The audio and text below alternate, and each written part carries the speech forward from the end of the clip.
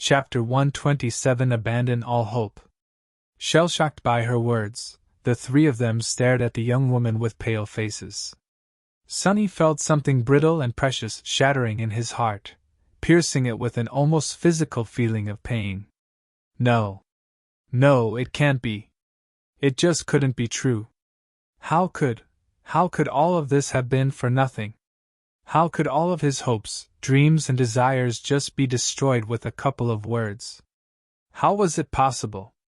Somewhere beside him, Cassie suddenly said in a tiny voice, "What do you mean there is no gateway?" Effie shrugged. "It's very simple, really. I'm sorry to be the one to break it to you, but deep down inside you must have known already. Didn't you? The Forgotten Shore, it's not really a place where humans are supposed to survive. That's why you have never heard of anything like it in the school or the academy." Sonny's face got contorted with anger. Of course, the answer was always within his grasp. He was just too naive and foolish to grasp it. The dream realm was vast and strange, with most of its regions barely explored by humans. However, there was at least a small amount of information available about them. Some were even fully under human control, with large citadels like Bastion providing shelter to hundreds of thousands of awakened. And yet, when he had first come to the Forgotten Shore, Sonny didn't recognize any of the unique characteristics of this place. At the time, he had thought that his patchy education was to blame. He should have realized the truth when neither Nephi's nor Cassie managed to succeed where he had failed. Why would a region as unique as this one be utterly unknown? The most logical explanation would be that no one had ever returned from this deadly abyss to the real world to tell others about it. What a fool he was! Just a few weeks in the comfortable life in the academy, and he had completely forgotten that the world never played fair against people like him. The truth was always worse than his worst expectations, so why would this time be any different? The world was a predator that always waited for an opportunity to devour you. Why would he even expect anything else? A familiar bitter taste appeared in his mouth. Meanwhile, Effie continued in a gentle tone. 15 years ago or so, a group of powerful and desperate sleepers managed to reach this city and claim the castle for themselves. Not because it had a gateway, but because it was the only place that could keep them safe.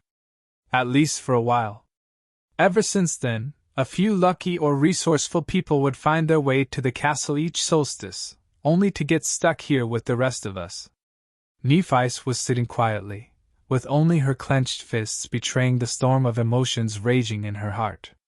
Cassie was taking the news harder than both of them, though. After all, it was her vision that led them into this trap. Her face was deathly pale, with an expression of pain and shock contorting its delicate lines.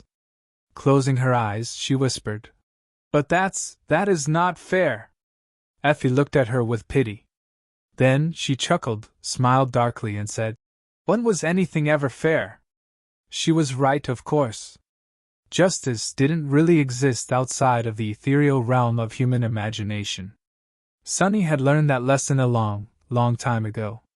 While he was stewing in his indignant despair, Effie's smile suddenly lost its grim undertone and turned into a happy grin once again. Leaning forward a little, she said, "But it's not all bad. At least you have met me. You guys are incredibly lucky, really. If you hadn't run into a local, you would have been dead already." Nephi stared at her and asked in a flat tone, "Yeah? Why is that?" Her awkward manner of speech was back again in all its glory. Effie sighed. "The Dark City is simultaneously the safest place to be on the Forgotten Shore, and also the deadliest. It is safe because no sea monster can cross the wall, let alone reach the castle. But at the same time, it is far more dangerous than the labyrinth because almost every nightmare creature here is of the fallen rank." Sonny blinked, feeling a cold shiver permeate his whole body. Fallen creatures.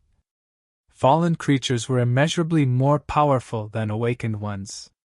Dormant humans like them had no business fighting against the latter, let alone the former.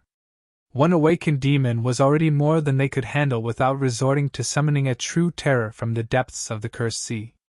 Something much more powerful than the carapace demon would simply wipe them out from existence in a matter of seconds. Remembering countless shapes moving through the ruins, he couldn't help but tremble. Was each of those shapes a fallen monster? How would anyone survive even a day in this cursed city? They would have to be insane to even try. Slowly, the magnitude of the perilous trap they had found themselves in began to seep into his mind. Effie smiled. But you guys managed to stumble into me before descending from the wall.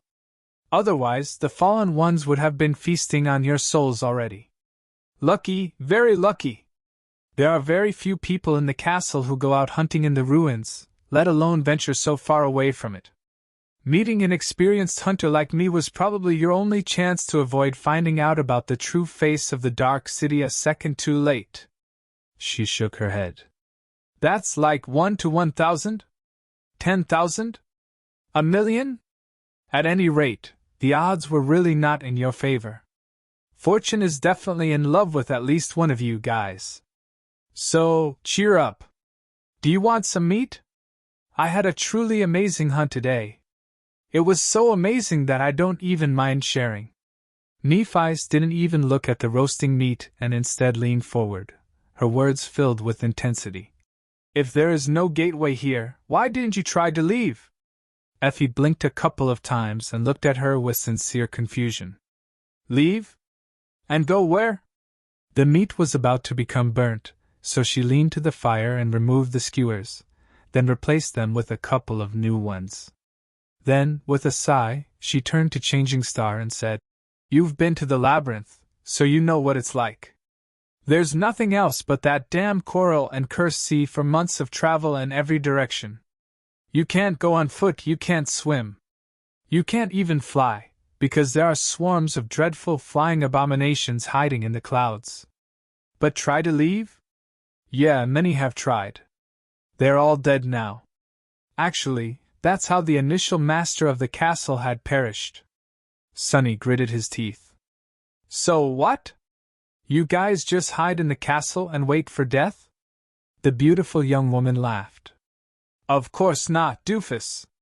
Then she pierced him with an unexpectedly grim look of her hazel eyes and said, Most of us can't even get into the castle. The king demands his tax, you know?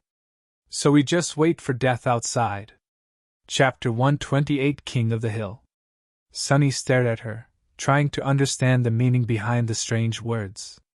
What do you mean? Effie shrugged. The castle belongs to a man named Gunlog.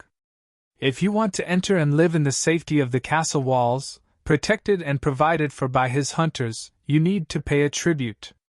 1 shard each week. Of course there was exploitation going on even in this pit of despair. What else did he expect?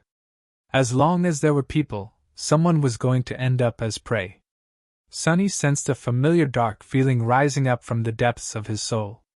At some point, he had lulled it into a slumber and forgotten it, but now it finally returned to its rightful place. A corner of his mouth curled up. What happens if you can't pay the tribute? The huntress glanced at him with confusion. What do you think? You are not allowed to step anywhere near the gates. There's a small settlement for us unfortunate wretches beneath the castle walls, where we make do with what little we have and tremble in the night, hoping that nothing comes out of the darkness to devour us. That's pretty much it. He hesitated. But how are people even supposed to get soul shards in this cursed place? Effie gestured to the corpses of the monsters she had slain. By hunting. One can find awakened creatures here and there in the city. The trick is to find and kill them without stumbling into something far more deadly. Gunlog's people form parties and go out to hunt, with experienced pathfinders leading the way. They bring back food, memories, materials, and shards. Nothing stops people from attempting the same.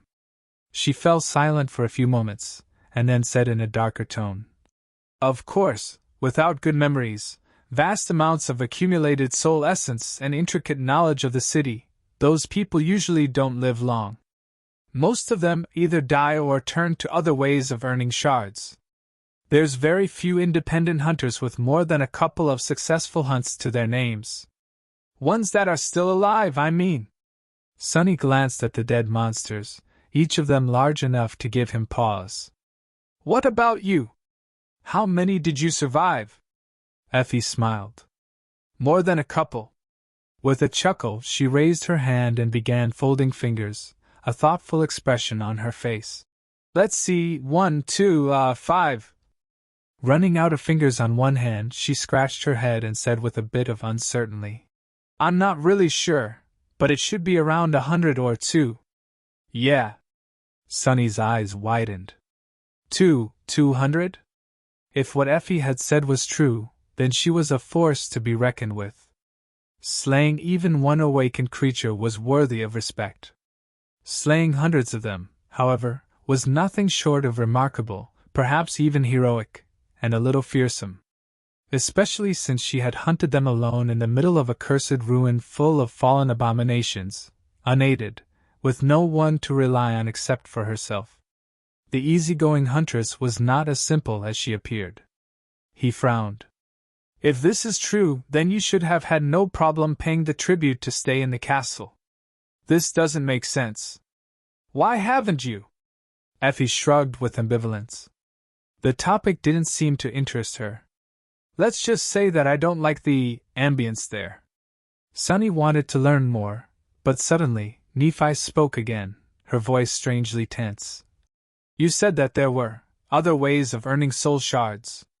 What are they? The huntress turned to her and was silent for a while, a hint of some dark emotion in her eyes. However, it was quickly erased by her usual laid-back smile. Well, there's a few ways. If you have a useful utility ability, you can become a craftsman or an artifacts in the castle. There's not a lot of such sleepers, so they are well regarded and cared for. If not, there are other opportunities too. Boys can become gunlog soldiers, while girls can enter his harem. Pretty ones like the two of you especially. No one will force you, of course. Nephi scowled. Sonny could see white sparks dancing in her eyes. So, you can either become his soldier, his servant, his plaything, or die. But that is your own choice. No one is forcing anyone to do anything. Of course. Effie grinned. Smart girl. You get it. Changing Star looked down, her indifferent face turning hard and cold. Her fists were clenched so hard that they seemed bloodless. So why hasn't anyone killed him yet? The huntress laughed. Kill Gunlog? Oh, many have tried. Great people, terrible people, and everyone in between. You can see their skulls above the castle gate, actually. She shook her head. I like your train of thought, princess, but you should forget it. Just consider him to be immortal. He practically is. Believe me when I say that no sleeper can defeat Gunlug, ever. It's simply impossible. Effie sighed. Plus, no matter how much I hate the bastard, he is the only thing that holds this place together. Despicable as he is, without him, we would have all been dead already. Sonny watched Nephi, waiting to see her reaction. What he saw did not make him happy at all. On her beautiful ivory face, there was nothing but cold indifference and resolve. It was the same expression he had seen on it before the battle with the Carapace Centurion first, and the Carapace Demon later. Without even needing Cassie's pathetic ability, he could easily imagine what was going on in her head. This is going to become a problem. As though sensing the same thing, Effie grimaced. No, seriously. Trying to go against Gunlaf will only get you killed, if you're lucky. Don't even think about that. Thinking too much is not good for your health here in the Dark City, anyway. Then, she smiled and gestured to the fire. Just have some of this delicious meat instead. Life is good when your stomach is full, right? Let me tell you, this is most likely your last chance to eat anything for free. Food is a real rarity in these parts. Can you believe it? Sonny sighed, then leaned forward and picked up a sizzling piece of meat. No matter what happened, they had to keep going. One step at a time. This was the only way to survive. Of course I can believe it. I'm from the outskirts, you know. I didn't even know what real meat smells like before entering the academy. With that, he handed the piece of meat to Cassie, took another one, and began devouring it greedily. Nephi lingered for a bit, but then followed his example. Effie giggled. That's the spirit! See, Doofus gets it. It seemed as though Changing Star had listened to her advice. At least on the surface, she had accepted that defeating the current master of the castle was impossible. But Sunny knew that, deep down inside, she remained unconvinced. After all, Nephi was in the habit of making impossible things happen. Chapter 129 Solace.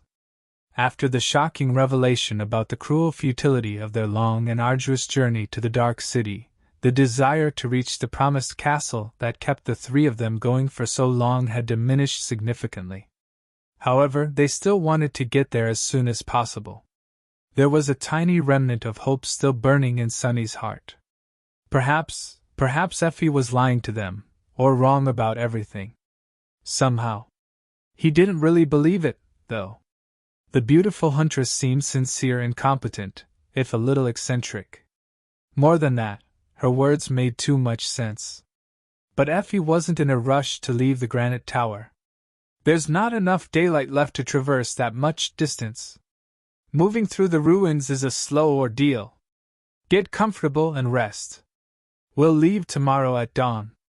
After that, she got busy dressing down the monster carcasses with a long knife that appeared in her hand. She even summoned a memory that looked like a leather apron to avoid getting blood on her tunic. Whistling an upbeat melody under her nose, the vigorous young woman looked like an enthusiastic gourmet chef. Nephi, Sunny and Cassie were in no mood to talk. Each of them sat somberly by themselves, trying to digest the awful reality of their new situation. Sunny was utterly disheartened. He felt as though someone had pulled the batteries out of his body, leaving him with no strength or desire to do anything. The world had become dim and tiresome. That's hope for you. He didn't even have enough motivation to get angry. It was as though he had run an exhausting marathon and crossed the finish line, only to find out that there was another race waiting for him on the other side. In fact, he would have to keep running forever. He would never meet Master Jet and Teacher Julius again to thank them for the advice and teachings that had helped him survive, and maybe even repay their kindness. He would never become an awakened and learn more mysteries of his strange aspect. Most importantly, his dreams of becoming rich and spending the rest of his life in comfort were also not meant to be. Which hurt the most? Figures. Crestfallen, he made an effort to find some semblance of solace in this disastrous fiasco. Well, if you think about it, I'm still alive. That has to be worth something, right? His shadow glanced at him, not entirely convinced. Plus, I can easily stay alive for the foreseeable future. Yeah, the big picture changed for the worse, but our immediate situation has actually improved a lot. We are safe from the constant threat of drowning or being devoured by the dwellers of the deep dark sea. We have also found a strong community of humans. No matter how things were run in the castle, there were hundreds of people living there. Numbers and experience meant everything in the dream realm. By becoming a part of a human collective, they were going to shed most of the burdens that had been silently crushing them all this time. Compared to the infernal gauntlet of the labyrinth, life in the castle was going to be like a dream. If they were willing to submit to its thug of a master, of course. If Sunny was alone, he probably would. Now, however. But even if they were to refuse, there was still the outer settlement. Effie seemed to be doing just fine as an independent hunter. She didn't even seem miserable. In fact, she might just be the most contented person I've ever seen. Seriously, how can she be so laid back and cheerful? Is she insane? He cast a sidelong glance at the unreasonably tall huntress and frowned. Well, let's ponder about it. She has a roof over her head and a limitless supply of delicious food, provided that she hunts it down herself. That is already better than my life in the outskirts.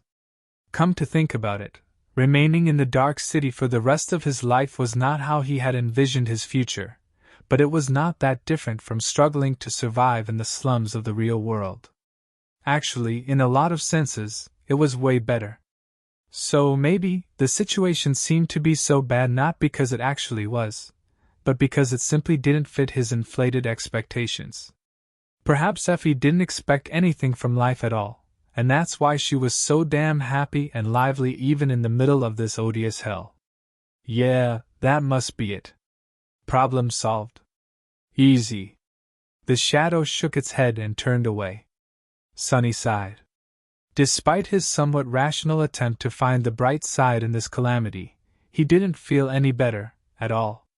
In fact, thinking about how inescapable and bleak their future was only made him more tired.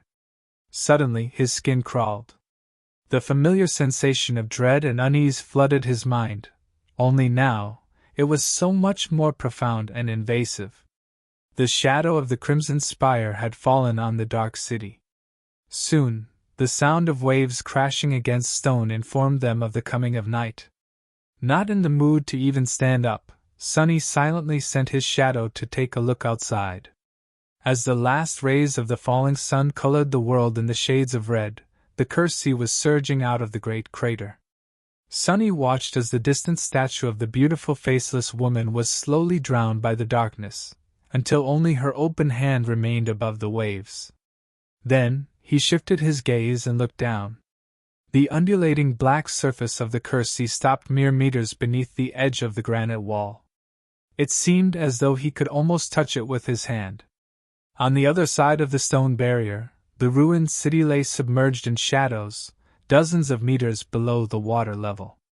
Trapped between the endless expanse of the dark sea and the vast emptiness of the ruins, the mighty wall seemed to be as thin as a sheet of paper. And yet, it silently withstood the crushing pressure of the black waves, serving as a dam that protected the city below from being erased by the terrible flood, just like it did for thousands of years. However, Sunny couldn't help but imagine all that crushing weight bursting through the collapsing wall in an all-consuming torrent of darkness. He felt shivers running down his spine. Commanding his shadow to return, Sunny finally forced himself to stand up and walked over to Nephi's.